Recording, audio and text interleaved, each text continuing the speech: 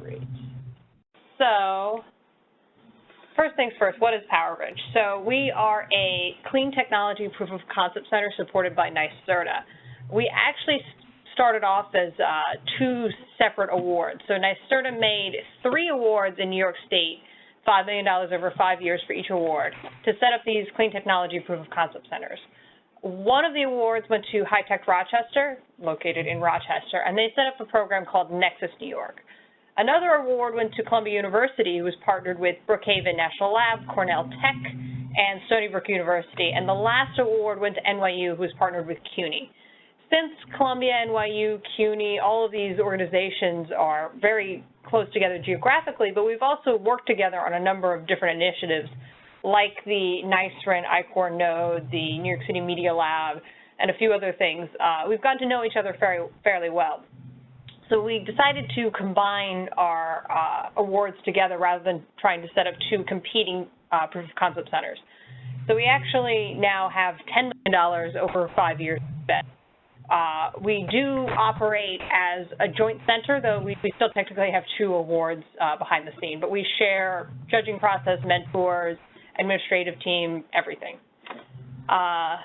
And we're now going into our 5th year, so NYSERDA has essentially promised to continue the program on for at least another 5 years, if not more. So though we're entering our 5th year now, there's going to be many more rounds of PowerBridge to come.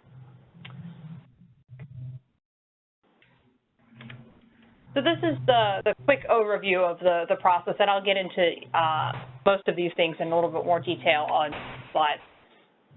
But the main objective for PowerBridge is to take technologies, clean technologies that have been developed in the lab at our 6 partner institutions and help commercialize them, preferably through startups. So we want to build more, stronger, better clean tech startups in New York State. We do this through a couple different ways. The primary way is through what we call our validation grant. So this is our phase 1 grant. This is up to $150,000 in tranche funding to build a commercial prototype of your technology and or conduct some pilot testing. We also provide entrepreneurial education along with the funding. In fact, the entrepreneurial education generally is the more important part in our opinion. But the funding is obviously a big incentive as well. So for the funding, it is tranche. You don't get the full $150,000 up front. There are both technical and business milestones that you have to meet in order to receive your next tranche of funding. So we really push you both on the technical and on the business front to making sure you're doing what you need to do to actually have a startup to be able to commercialize this technology. We also have our ignition phase, which is our phase 2. This is an additional $50,000 that goes directly to the company. So the validation phase, the $150,000, that goes through the university. So you have to be an eligible PI at a university in order to be able to receive the money. The phase 2 ignition grant, that goes directly to the startup.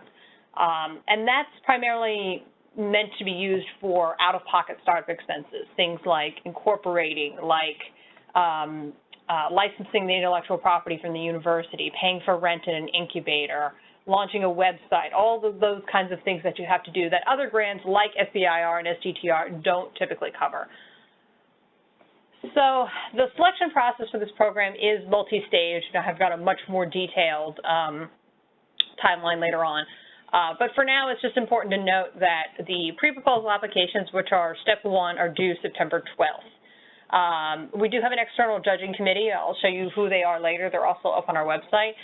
We have a mix of people from, all different backgrounds. Oh, I think that's Zoko that just joined us. Can you hear us now?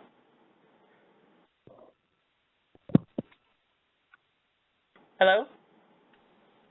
Hi, yes, I'm sorry. I thought it's from the computer, so now I can hear you on my phone, yes. Oh, okay, great. I'm glad you were able to get connected. So I promised, we gave a minute or two to everyone else to introduce themselves, and I promised everyone that when you got your audio sorted out, we'd let you introduce yourself. So if you could just tell us who you are, what university you're from, and just, a sentence or two about your technology, your area of interest. Oh, okay, right now, right? Yes, please. Okay. My name is Xiao Kong, and I'm a new postdoc from Columbia University in the Department of Civil Engineering and Engineering Mechanics. And my focus is about asphalt pavement and other building materials. That's all. Okay, great. All right, thanks. Thanks for joining us. You missed a little bit of the beginning, but not too much. I was just getting into the overview of the center, which I'll cover in more detail as we go through the presentation. So I was just talking about our judges who are all external to these 6 institutions. So we generally don't have anyone associated with the 6 institutions so that there's no appearances or actual bias. But we try to get a mix of backgrounds as well. So we've got some serial entrepreneurs, we've got some industry representatives, we've got some people from utilities and venture capital firms and all sorts of different kinds of people to provide a wide range of perspectives on your applications. And you do get comments from all of the judges, written comments, so that you know areas of improvement and what they like too, of course. The selection process is primarily based on the commercial potential. Again, I'll talk a little bit about this later. We care about the technical potential, but it's really the commercial potential is what we care more about. We trust you guys on the technical front that you'll be able to do what you say you can do technically. We're dealing with very early stage technologies here. We understand that there's technology risk, that your prototype scaled up might not work how you expect it to work, and that's okay. We're willing to take that kind of risk. But we want to make sure that there is a strong commercial potential for the technology if it is successful in the way you think it can be successful. So that's really the key part there. The eligibility criteria, again, I'll talk about this in a little bit more detail, but the main points are it needs to be clean tech. Clean tech we've defined very broadly. I'll talk about that in a second. You have to have an intellectual property on file from one of our 6 partner institutions. It can't be for basic research. The end goal of the project should be a commercial prototype, should be something that you can put in an actual customer's hands and use in a real-world environment. So the end result is not a lab prototype. It has to be something outside of the lab at the end of the program. And then finally, the last criteria is that you've identified an entrepreneurial lead. I'll talk a little bit more about what that role is. So first things first, well, what is clean tech? How do we define clean tech? The answer is we define it as broadly as we possibly can. These are just some example areas. It's not by no means inclusive of all of the technologies that we've seen. This is just kind of examples of things that we often see. But we can certainly imagine other technologies that we would consider clean tech that might not necessarily fit into one of these categories in the currently eligible column. But basically, it's anything that produces clean energy, saves energy, reduces pollution, either by preventing pollution or by cleaning it up, sustainable agriculture, water efficiency, greenhouse gas remediation, all sorts of different kinds of things. The only things that we really do not look at, and this is a mandate from NYSERDA, we don't accept any technologies related to nuclear, compressed natural gas or liquefied natural gas, anything related to hydrofracking or clean coal. So as long as you're not in one of those 4 areas and you can make a case for how you positively impact the environment in some way, we're at least willing to consider your application. And as it says here, if you've got any questions about your eligibility, you can just email us and tell us a little bit about your project, and we can tell you if you're a good fit or not. From what I've heard from everyone on the call today, I think you're clearly all solidly in the clean tech camp, so I don't think any of you would have to worry about this. So some other eligibility requirements is the university IP. You don't need to have a patent filed or a patent issued or anything like that. The only requirement that we have is that you have filed an invention disclosure with your home institution's technology transfer office by the time you submit your application, which is September 12th. So it doesn't matter if you submit your invention disclosure on September 12th, that's fine. As long as it's in by that date, you have met our eligibility requirements. The IP can also be owned jointly with another university or another organization, that's fine, as long as one of the 6 partner institutions has at least partial ownership of the intellectual property, you're eligible. The second key eligibility requirement is really to have an entrepreneurial lead identified, and this is probably the most important eligibility requirement. So they're called an entrepreneurial lead, an EL, but they don't necessarily have to have any business experience. It's great if they do, but most of our ELs do not have any past entrepreneurial experience. They're generally someone from the lab, a graduate student, postdoc, PhD candidate, someone that's pretty close to the technology, but who is interested in sticking with the project for the long term. And if a startup is going to be founded, they would want to be a co-founder or otherwise a full-time employee of that startup. So we don't expect the faculty members to leave their tenured positions at the university to go found a startup, but we do expect some of the graduate students or whoever is identified as the EL to take on that role. So having that person identified early is going to be very important to your project. It could be anyone, really anyone. The only thing that you might want to consider is that entrepreneurial leads from within the university are absolutely allowed to take salary at any amount. If your entrepreneurial lead comes from outside of your home institution, they would be considered a subcontract, which is fine, but there is a subcontracting limit. You can't provide them with more than $50,000 or a third of the total project budget, whichever is less. So just something to take into consideration. The final eligibility criteria is that it's not for basic research. So we prefer to see a lab prototype complete before your application. However, if you haven't quite completed that, but with $150,000, you could get to the point where you have a commercial prototype, so you can kind of get both through the lab prototype and the commercial prototype phase, you would still be eligible. It's really the end result of the program that we care more about, that you have something that can go into a customer's hands to be piloted at the end of the program. And if I didn't mention it before, you're welcome to submit any questions to the chat, and I'll also have some time at the end for you guys to ask questions. So our judging, as I mentioned before, is done by an external panel. This is just some examples of organizations that have provided us with judges in the past and both currently. I've got the full list here. So this list is also on our website, so you can have a look at it. You actually will be asked to have a look at it just to make sure there's no conflict of interest. So part of the application is just confirming that you don't have a conflict of interest with any of these folks up here. But it's been a really great judge panel. A lot of them have come back year after year. We've actually had have several judges from our very first cycle who have been involved in every single judging cycle since the very beginning. So they know the program well, they know the kinds of teams that usually come through, and they really know the markets very well. So the comments that you'll get back from them are pretty solid, so we really hope that you pay attention to them once you receive them. So some sample evaluation criteria. I mentioned early on that we're heavily focused on the commercial potential. So we do certainly look at the technical feasibility and benefits. We do look at the energy savings, amount of renewable energy produced, amount of pollution avoided, just kind of the total impact on the environment. And there's no specific threshold we're looking for. It's more just to make sure that the impact is significant enough where you can really consider yourself clean tech. For example, in a previous year, we had an applicant who had a more efficient MRI.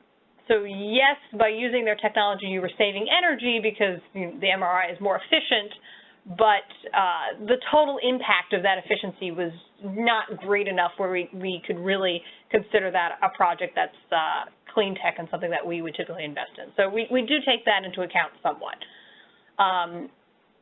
Some other technical things are demonstrated early stage proof of principle, just some confidence that you know this will work in a commercial prototype setting once you've kind of scaled it up a little bit. And also the ability to execute within the available budget.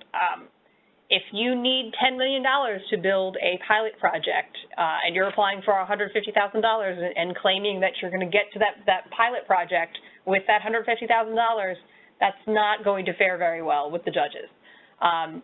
If you say you need $10 million and you already have, $9 million engaged and you want our extra $150,000 to do something specific to help you get to that goal, yes, that's reasonable, but you really have to be able to show the impact of our funds and make sure that you can get to the point you say you're going to get to with the funds provided, including any other awards that you may have received. And then finally, the qualifications of the team. So we expect you to be technical experts in the area. That's pretty obvious. If you do have someone with commercial experience on the team, that's a benefit, but it's not required. On the commercial side, the judges really focus on these things primarily. It's market need and size, the competitive landscapes. Are there other people out there that are trying to solve this problem, and how are they trying to solve it? The innovativeness of the proposed solution, which ties into the strength of the intellectual property. If you built your solution, can you protect it and prevent other people from just stealing it right from underneath you?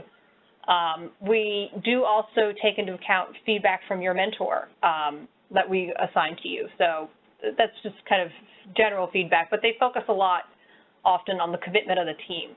So, you know, can you really commit the time it takes this program requires? That's especially true of the entrepreneurial lead. We really want to see the entrepreneurial lead committed to the program in the long term. And again, they should want to have a co-founding role in the startup if one is to be created. If the entrepreneurial lead does not show that kind of commitment, the application is not likely to be well received. So the mentors we assign to you, they are generally people who are serial entrepreneurs. They often have domain expertise, but not always. And that's generally okay because they're really there to provide you business knowledge. We assume that most of you have never had a startup before and are not too familiar with that world, and a lot of the terminology and things that we ask for can sometimes be confusing if you've never been exposed to it before. So the mentors are really there to help you out on the business front. If they know your particular area, that's certainly a benefit, but they really don't necessarily need to be able to help you out with answering things like, who exactly are your customers? What are your channels? What revenue streams make sense? All these different kinds of things that you'll discover that just someone who's kind of been through the startup experience before is the kind of person that you need to be talking to. So we have a roster of these individuals that we assign to teams that are invited to submit full proposals. I'll talk a little bit about that when I get to our full schedule. So this is the schedule for this year. On average, it's a multi-stage application process. We've got pre-proposals, full proposals, and the pitch stage, and there's down selections at each of those stages. So on average, we get about 30 pre-proposals, and we take about 13 of them to the full proposal stage, after which there's another down select to about 9 pitches, and then from there we take roughly 5 awardees. We don't cap the number of awards that we make in a given year. And there's also no minimum either, so we could fund every single application that walks through our door if we wanted to, or we could fund none of them. So it's very much based on merit. So though the average is 5 awardees this year we may have 8 or we may have 2. We really don't know how it's going to turn out in the end. But this just kind of gives you a general sense of what happens at each stage. So the pre-proposal round starts September 12th. Applications are due at 3 p.m. on September 12th. From there, we send the applications off to our judges. They rank them and make recommendations as to who should move forward to the full proposal stage. We'll take probably between 10 and 15 teams to the full proposal stage. Once you're notified, if you have been invited to submit a full proposal, that's when we start the mentor matching process. So we have a mentor mixer where you actually get to meet all of the mentor candidates.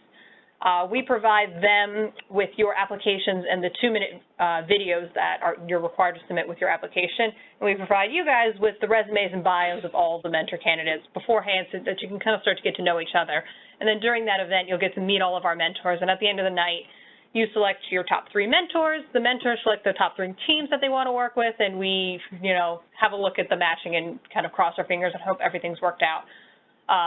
Past 4 years, we've had no problems. Pretty much every single person has gotten a mentor that was in their top 3.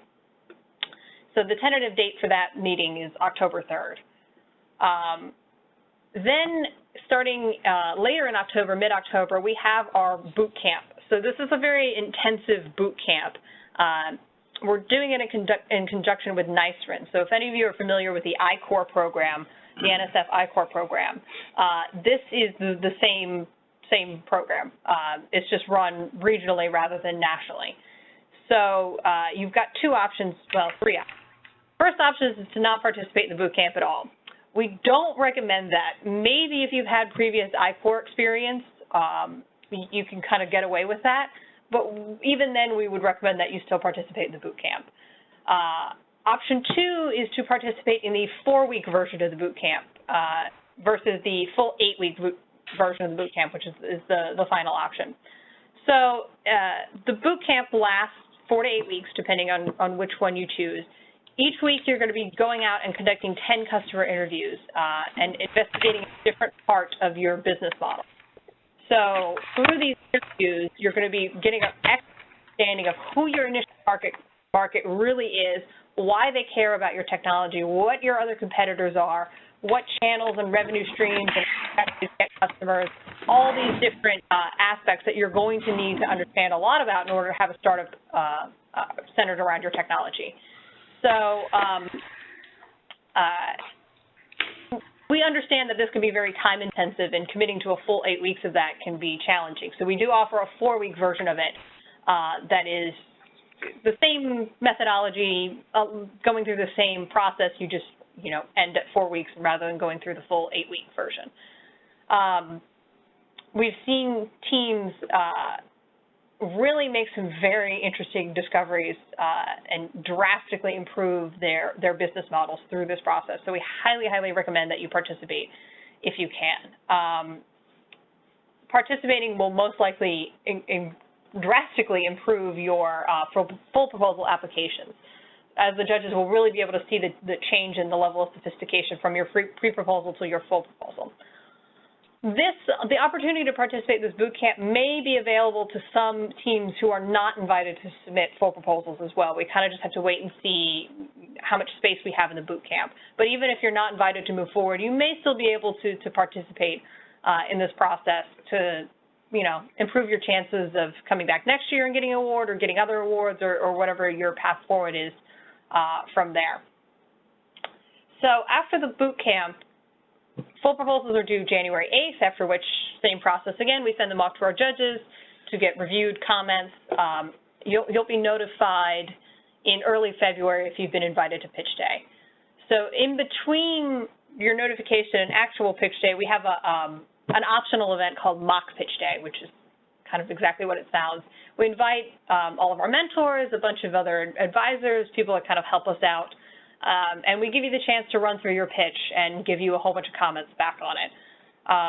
It is optional, but is highly, highly encouraged. I like to tell people that the only 3 teams that did not participate in mock pitch day across all of our cycles, they have the 3 lowest scores in like the history of pitch day.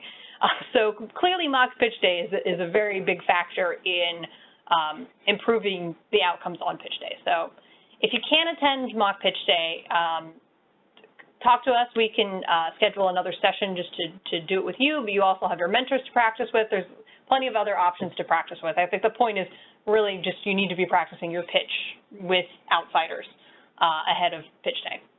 And then this year, pitch day is going to be on March 6th, and we'll assign you a time slot, and you'll know well in advance when exactly you're going to be pitching.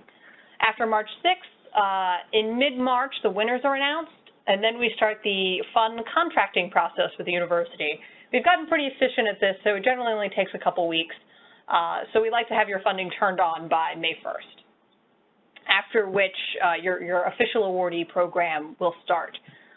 We advertise projects to be about a year long. They can be up to 2 years, though. It's really very dependent on the team, on the technology, what the milestones are.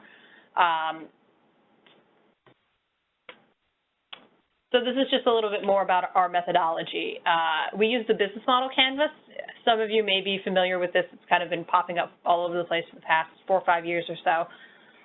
It's based on Steve Blank's Lean Launchpad methodology, and as I mentioned before, the NSF I-Corps, the Innovation Corps program, uses it as well. So I think I covered most of this. I will be sending these slides out to everyone after the fact, so if you want to take a little more detailed look, you are welcome to do that. So what happens after you become awarded? Well, we expect the EL to spend 40 to 60 hours a week on that project. So that's about 15 to 20 hours a week. So it is a pretty big time commitment for the EL, and that's why we do take the commitment of the team so seriously during the application process. We really want to see that you're able to commit the time needed to meet the milestones and the other requirements of the program.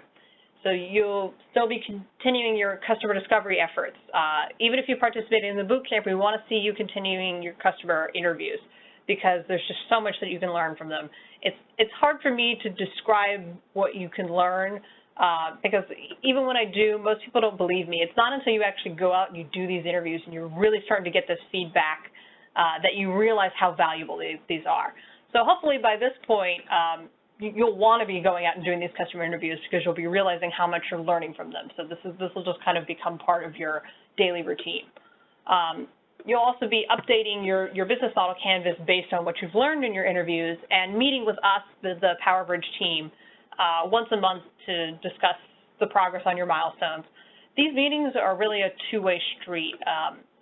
It's a chance for us to get an update about, what you've been working on and what direction you're heading so that we can provide some feedback on how we think that's going and, where you might want to look to for next steps.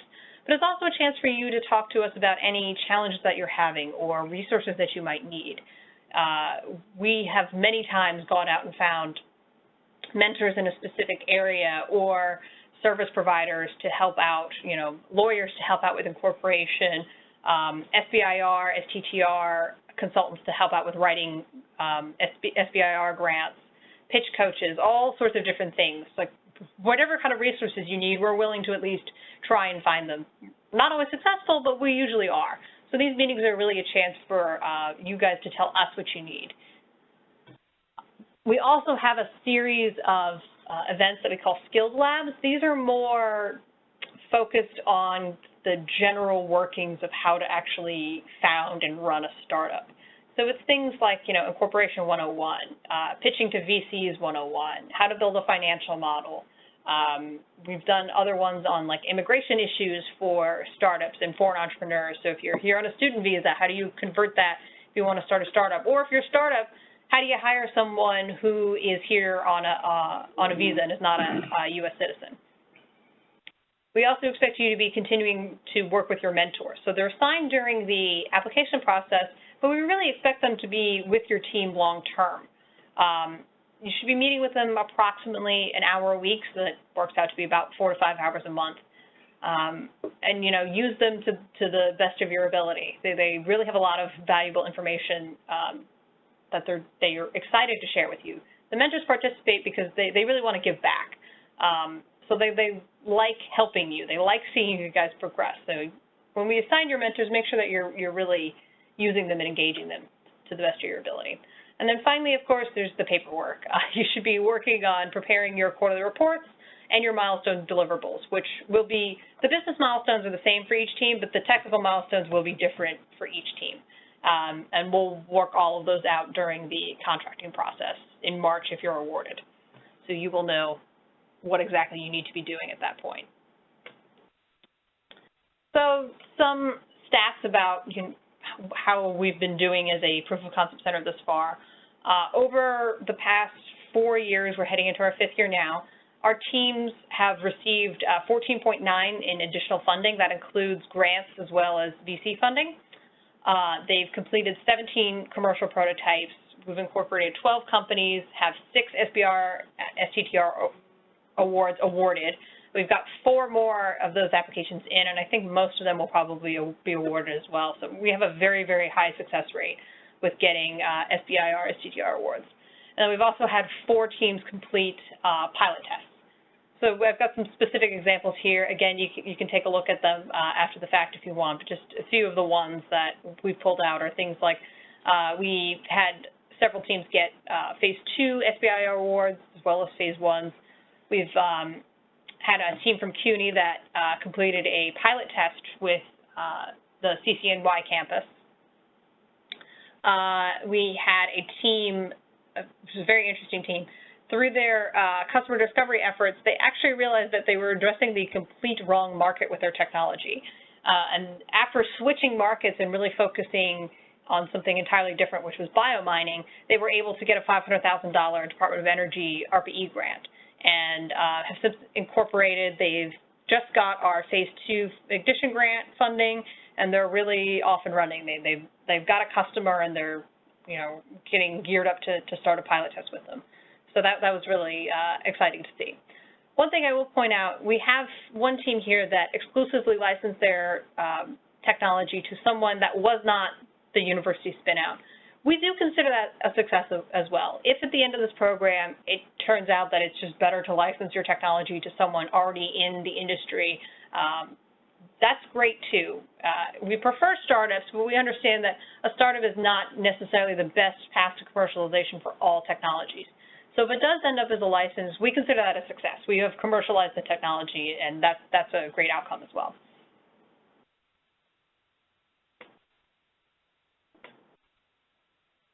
So I think I've answered most of these questions, but I'll just do a quick run through them. So what do you have to do to apply? You have to file an invention report with your tech transfer office. You have to have a team member eligible to receive funding through the university, so you have to have a PI, and the other eligibility required criteria I talked about before, having an EL, not for basic research, and being clean tech. So is there a bias between short-term versus long-term projects?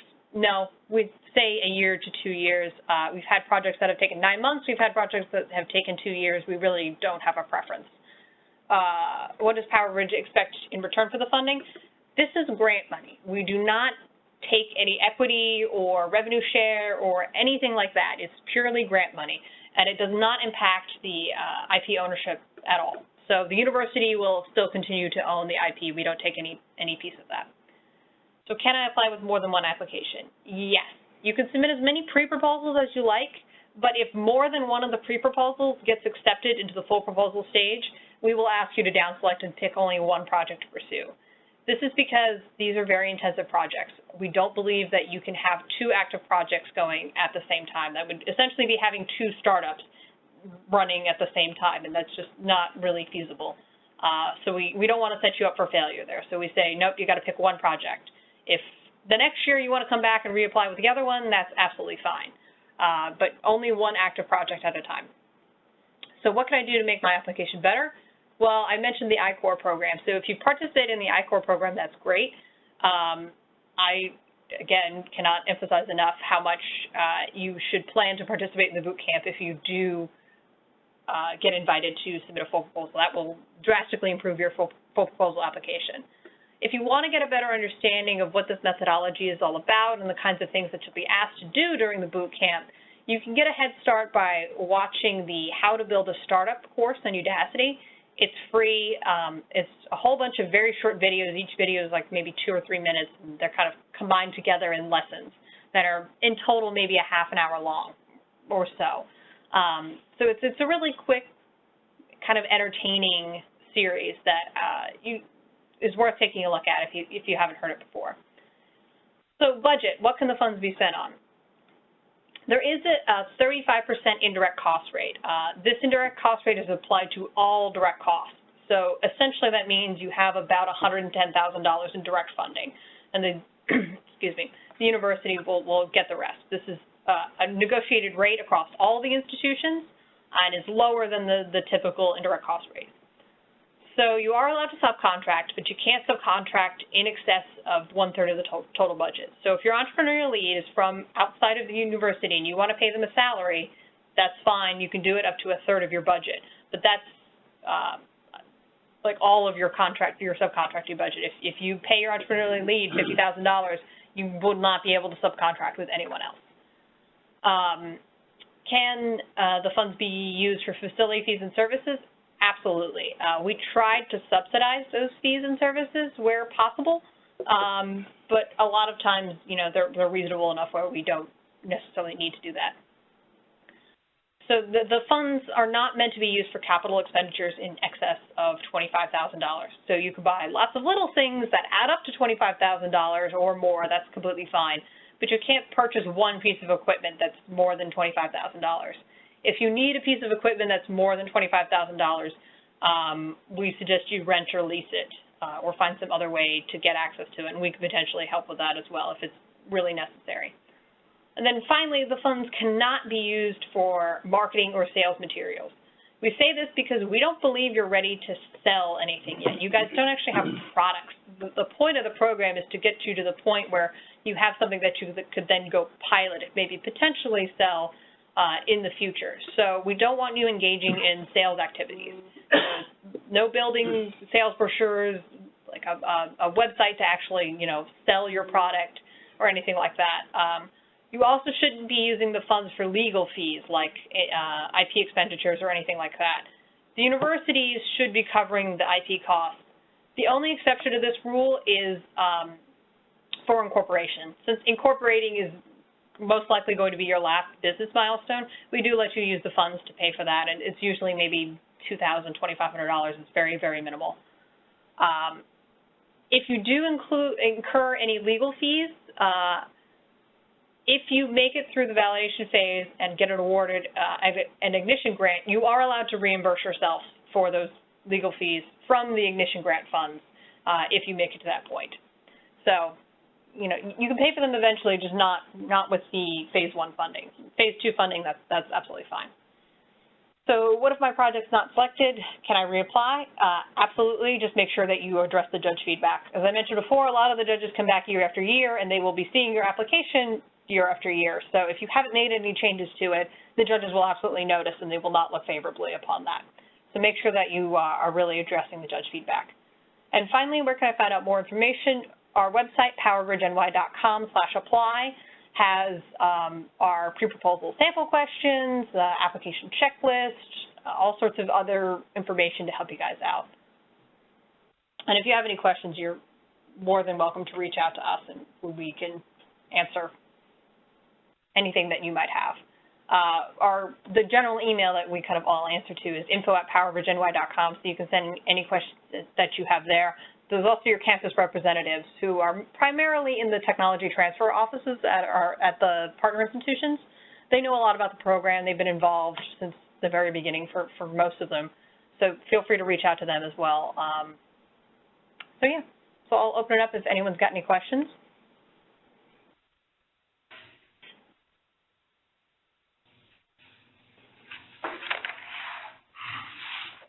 Hi, I have a quick question. I'm sorry, was Mohammed going to go ahead? No, please go ahead. I don't have a question. So, quick question for the PI. I think I read that a PhD student can be the PI. Is that correct? Yeah, as long as you're eligible to receive money through the university, like if the university can set up a budget for you, that's fine. Okay, I'll clarify that. Thank you.